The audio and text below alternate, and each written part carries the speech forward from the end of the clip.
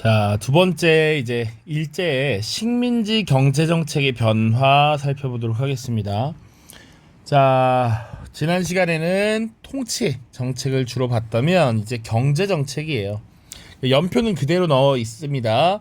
요것도 동일하게 그냥 첫 번째, 두 번째, 세 번째 시기를 구분을 해서 살펴보도록 하면 될 것 같아요. 자, 기억나죠? 첫 번째 1910년부터 19년까지 우리 무단 통치 시기였습니다. 무단 통치. 무력을 통한 강압적 통치였다라는 것이죠.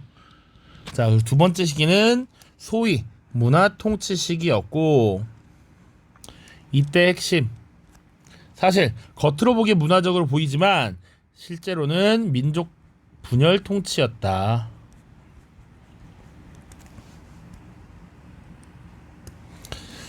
자, 그다음 민족 말살 통치.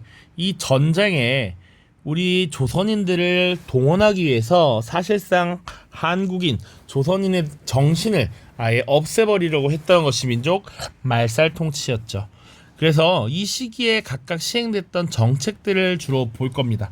첫 번째로 바로 들어갈게요. 첫 번째는 토지조사 사업입니다.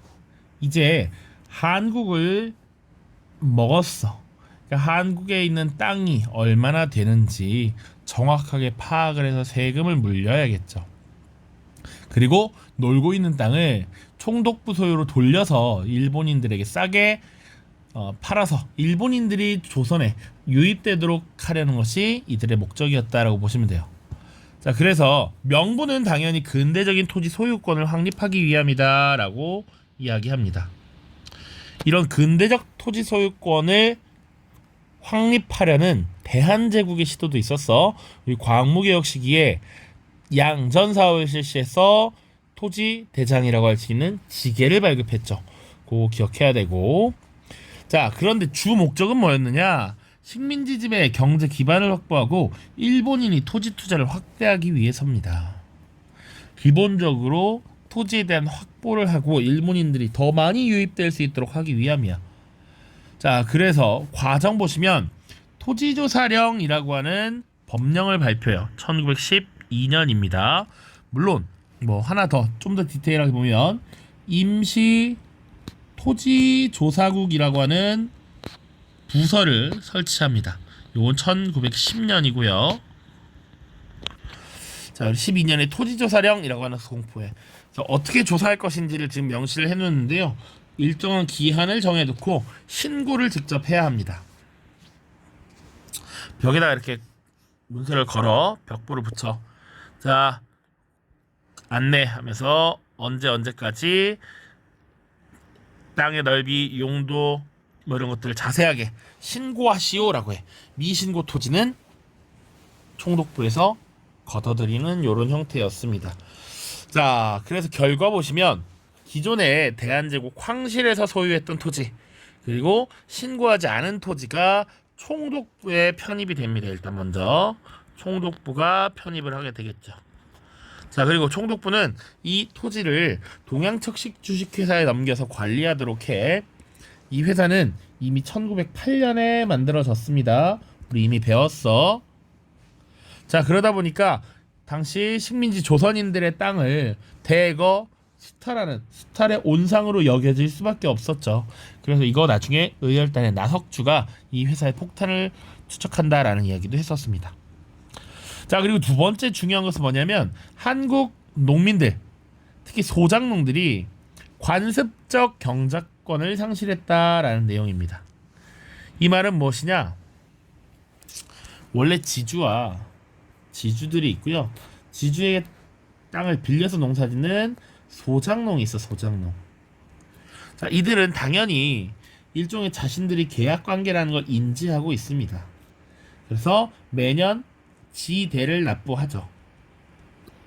그런데 이런 경작권은 사실상 신뢰의 바탕을 둔 관계여서 만약에 소작농이 죽고 그 아들이 물려받아, 혹은 지주가 죽고 그 아들이 지주의 역할을 물려받아, 그래도 그 관계는 계속 이어졌어요. 따로 지주가 압박을 하거나 소작농을 내쫓지 않는 이상은 관습적으로 쭉 경작을 해왔다라는 것이지.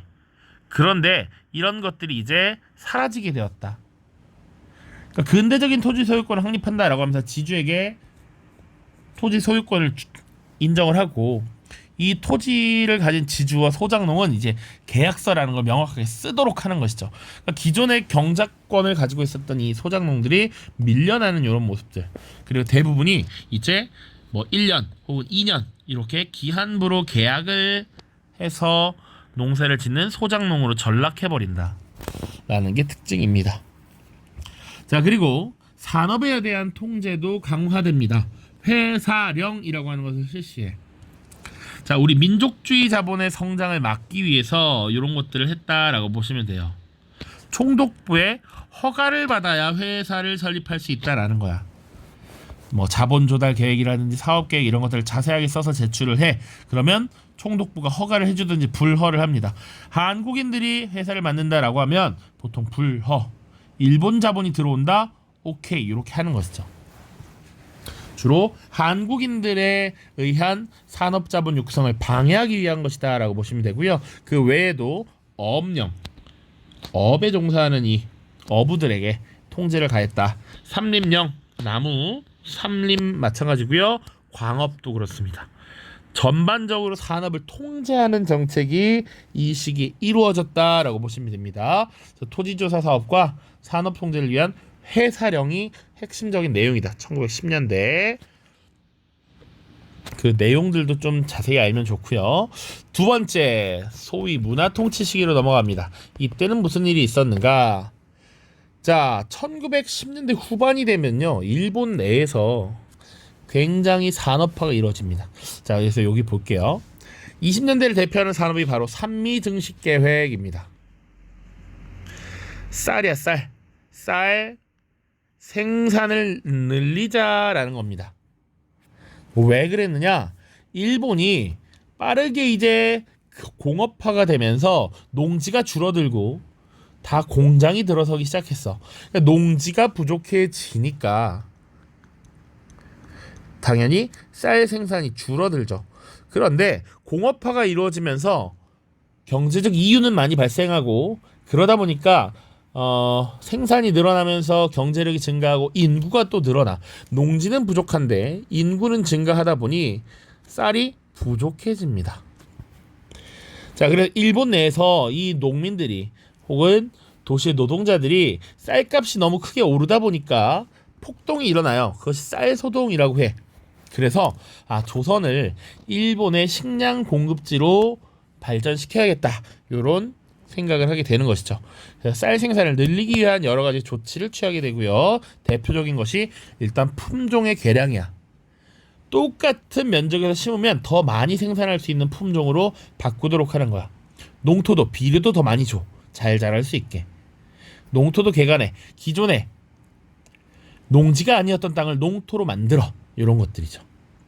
그리고 밭을 논으로 만들어서 기존에 다른 작물을 재배하던 이런 땅을 쌀 생산을 하는 논으로 바꿔버린다.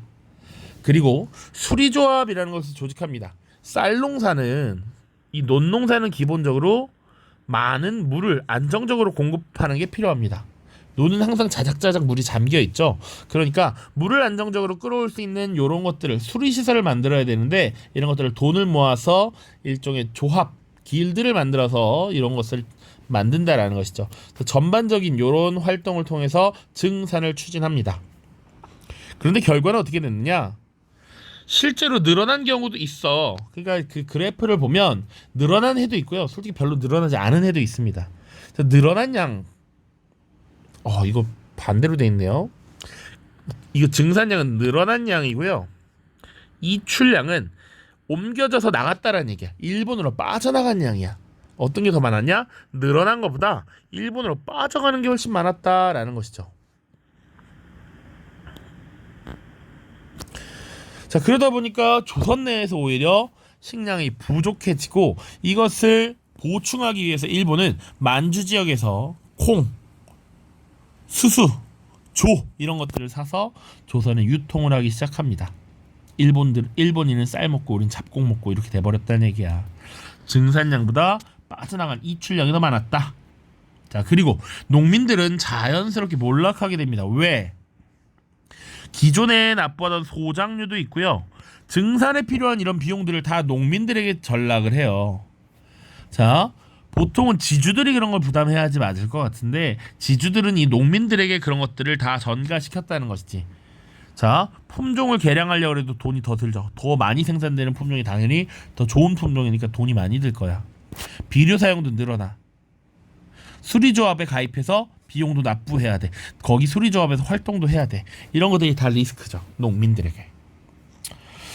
자, 산미 증식 계획이었습니다. 그리고 또 하나 봐야 될 것은 회사령의 폐지입니다. 자, 기존에는 회사를 설립하려면 허가를 받아야 했는데 그렇게 허가를 받는 것이 아니라 이제 만들고 나서 후에 신고만 하면 돼. 그러면 회사를 만들기가 쉬워졌다는 얘기죠. 자, 그래서 이때 민족기업도 일부 성장합니다. 일부. 자, 그래서 우리 민족기업이 일부 성장하고 일본 기업들과 경쟁을 하다 보니까 나온 것이 뭐냐면 물산장려운동이라고 하는 게 나타나요. 우리 조선 사람이 만든 것을 사서 팔아주자, 뭐 이런 거야. 우리 사람은 우리 물건 쓰자, 이런 거야. 그런데 사실은 우리 민족 기업보다는 일본 기업의 한국 진출이 더 많았습니다. 오케이? 자, 그리고 일본 기업들이 훨씬 더 산업에 수월하게 이 한국에 정착할 수 있도록 식민지 조선과 일본 사이의 관세를 철폐하고요. 신은행령이라는 것을 발표해서 일본 은행이 한국 자본을 잠식할 수 있도록 도와줍니다. 법으로서. 이런 것들을 잘 기억해 두셔야겠다. 마지막 3기 세 번째 시기 보시면 이제 일본이 계속된 전쟁을 추진하게 되죠. 자, 그러다 보니까 조선 공업화 정책도 함께 병행한다. 조선을 공업지대로 만들고 그리고 병참 기지로 만든다라는 겁니다. 그거는 뭐 뻔한 얘기인데, 자, 이렇게 있으면, 자, 일로 가면 중국이잖아. 지금 이 위쪽에 만주가 있고요. 물론 여기 러시아도 있고요. 여기 중국 본토로 가는 길이죠. 이렇게 내려가면, 자, 이 중국으로 나아가는 관문이 바로 조선이야. 그러니까 조선을 공업지대로 만들고 병참기지, 병력과 군수물자를 보급하는 보급기지로서 활용하겠다라는 것이죠. 자, 이런 정책을 실시했던 목적은 무엇이냐? 대공황으로 일본의 경제가 위기에 직면했고, 그러다 보니까 일본과 한국, 만주를 하나의 경제 블록으로 삼아서 시장을 더 넓히려는 것이지. 만주 지역까지 시장을 확보하려는 것이죠.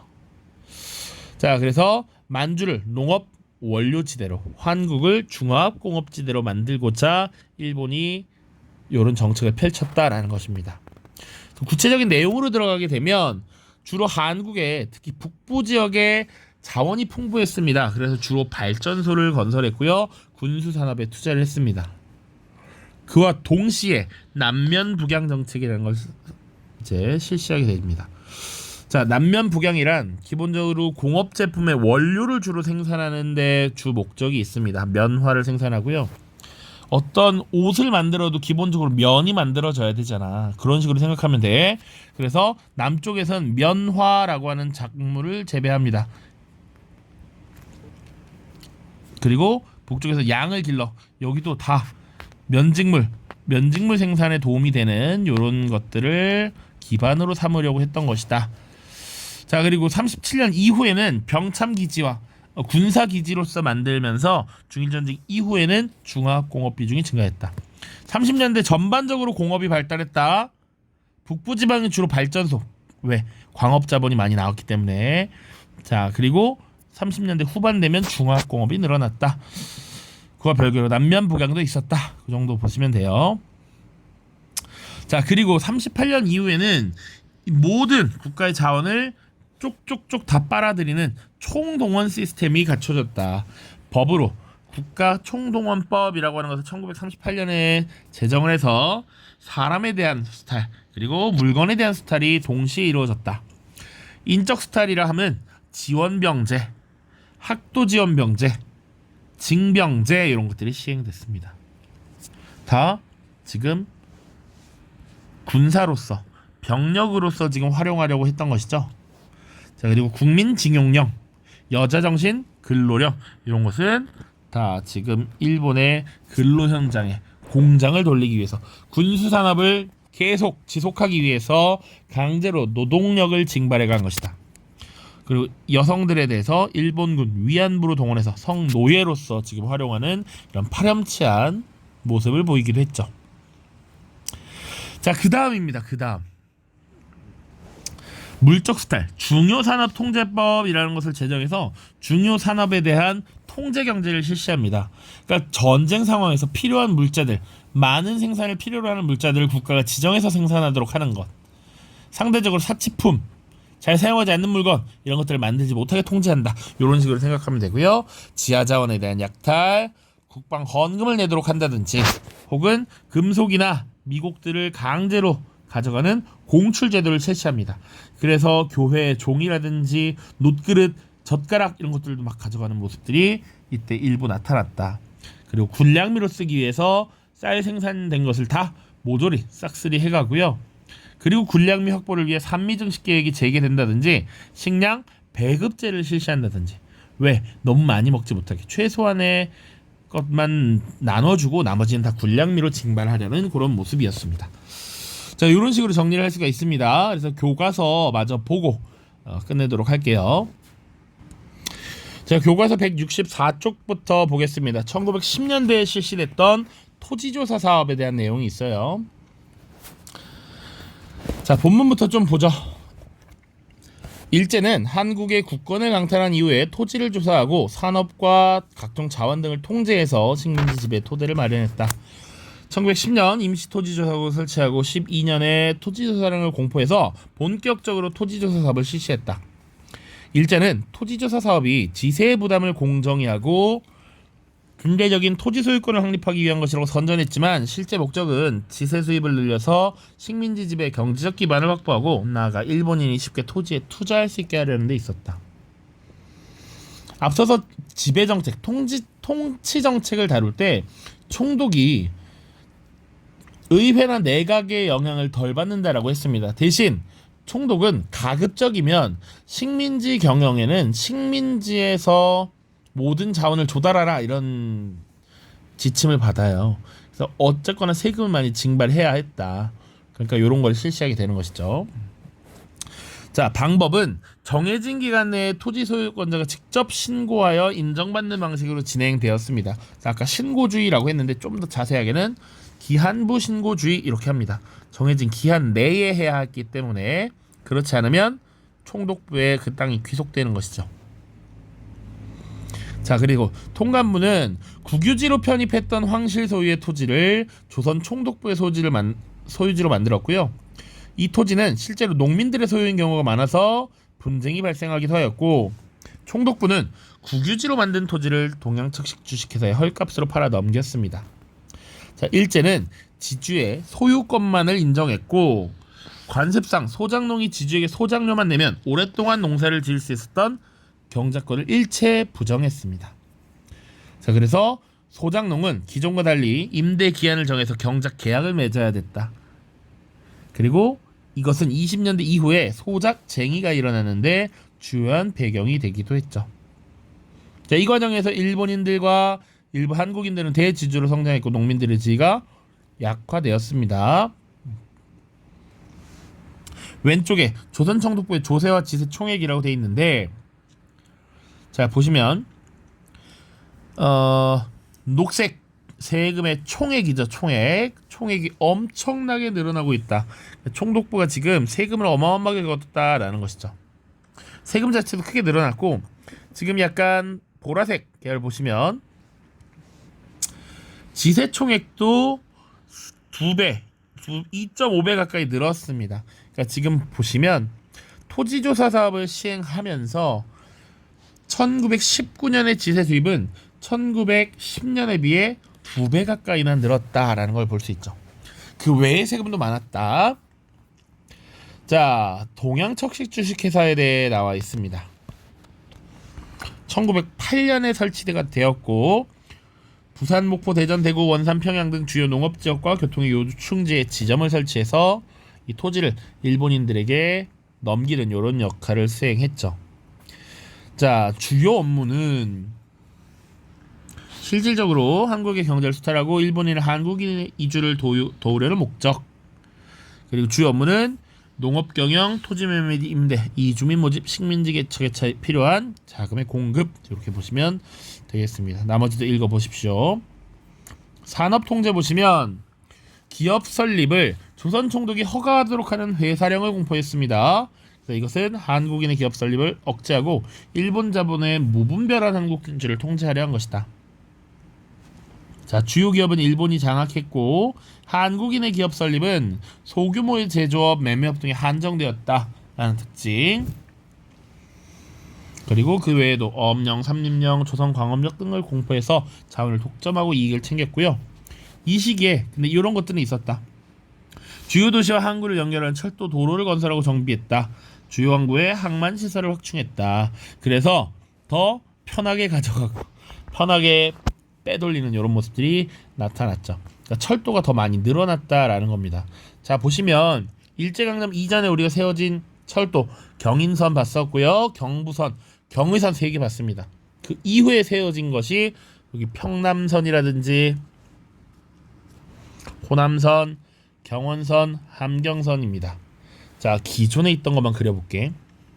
기존에 있던 것은 요렇게만 있었습니다.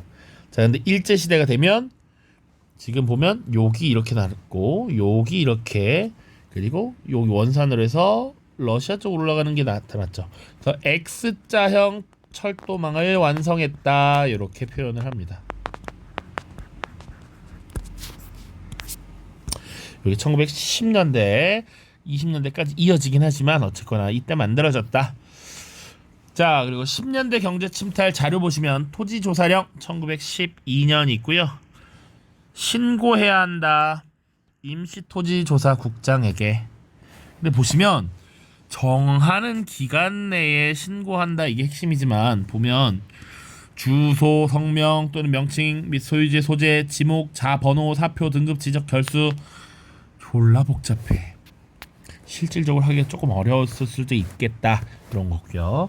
자, 2번 농가의 경작 형태 비율 변화 보시면 토지조사 사업이 끝나는 20년이 되면 얼마나 바뀌었느냐. 소작농이 다소 증가했다라는 겁니다. 자작농이 조금 줄어들었고 자작과 소작을 병행하는 이 농민들도 많이 줄어들었죠. 소작농이 늘어난 만큼 이게 줄어들었다 보시면 됩니다. 3번 회사령 보세요. 회사령 핵심, 회사의 설립은 조선 총독의 허가를 받아야 한다. 그리고 말을 안 들으면 총독부가 해산을 명할 수 있다라는 내용도 있습니다. 오른쪽 경제지배 강화 보시면 민족별 공업회사 불입 자본액, 공업회사에 투자한 자본이 얼마나 되느냐야.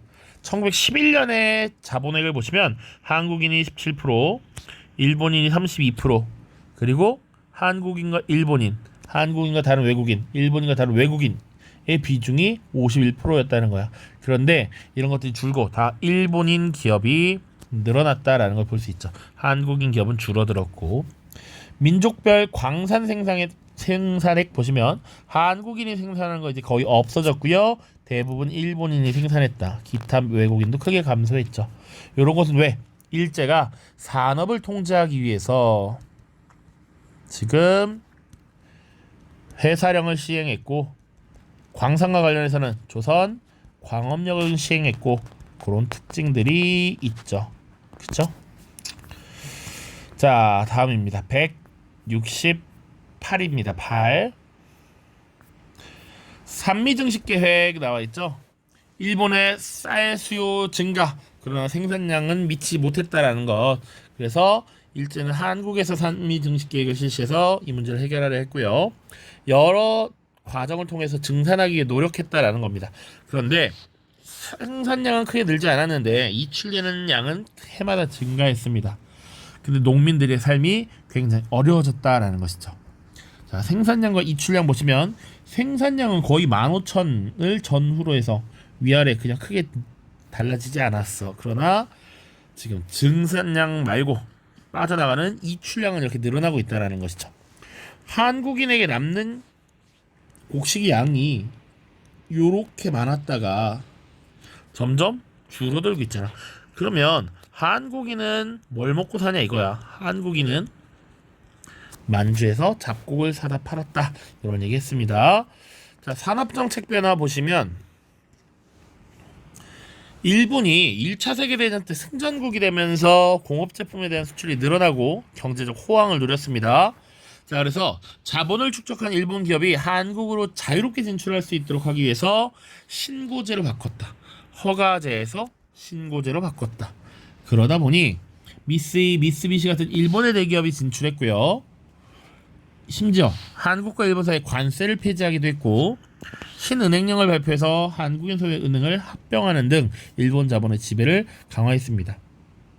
이 시기에 한국인이 세운 공장 수는 일본인이 운영하는 공장 수와 비슷했지만 한국인 기업과 일본인 기업의 분야가 사이즈 규모가 차이가 났기 때문에 생산액에서 큰 차이가 났다는 것이죠. 자, 보시면 일단 막대 그래프의 공장 수를 보시면 한국인 공장이나 일본인 공장이나 많이 차이가 안 난다라는 것이지. 심지어 1927년에는 한국인 공장이 훨씬 많기도 했다. 그런데 생산액을 보면 큰 갭 차이가 있죠. 자, 요런 차이가 있다. 어마어마하죠. 거의 뭐 6배. 여기는 한 4배. 여기는 한 3배로 줄었지. 물론 한국인 생산이 좀 늘어서 그렇지만 아직도 절대적인 차이가 크다라는 것이죠. 일본인이 더 부가가치가 높은 산업에 종사했고 한국인들은 부가가치가 낮은 이런 산업에 종사했다는 것이지. 자, 그런데 어쨌거나 21년부터 26년까지 이렇게 공장 수가 늘어나고 공장 생산액이 늘어난다는 것, 무엇 때문에?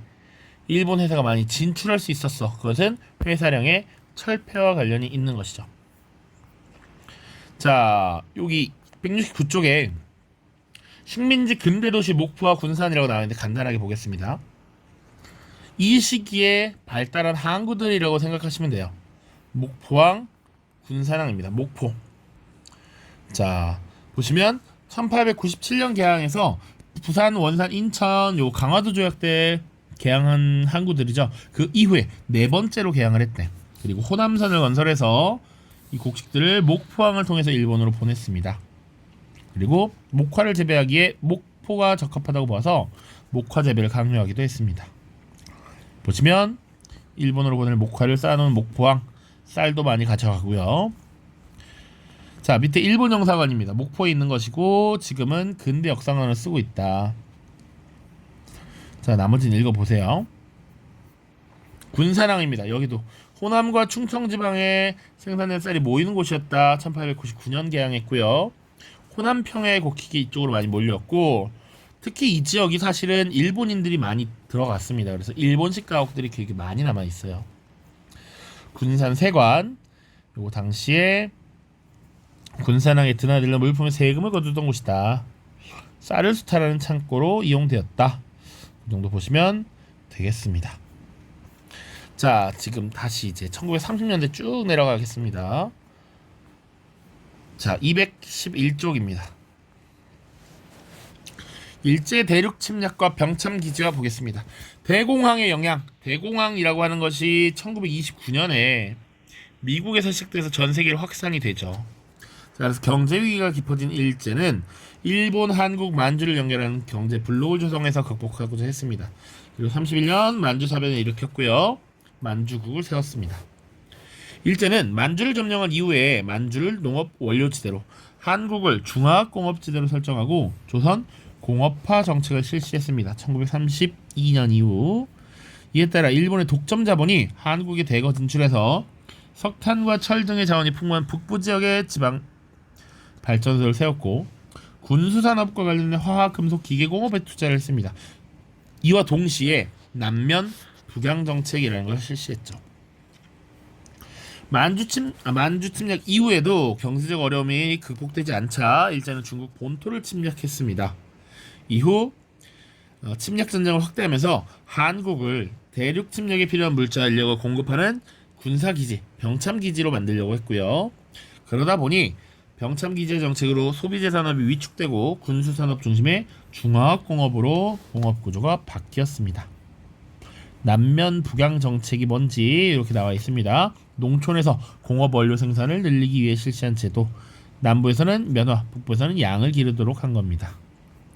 자, 그래서 병참기지의 정책으로 북부 지방에 세워진 이 공장, 질소비료 공장이 화학 공장, 화학적인 요런 원자재를 쓰는 공장이었기 때문에 여기서 나중에 화약을 생산하기도 했습니다.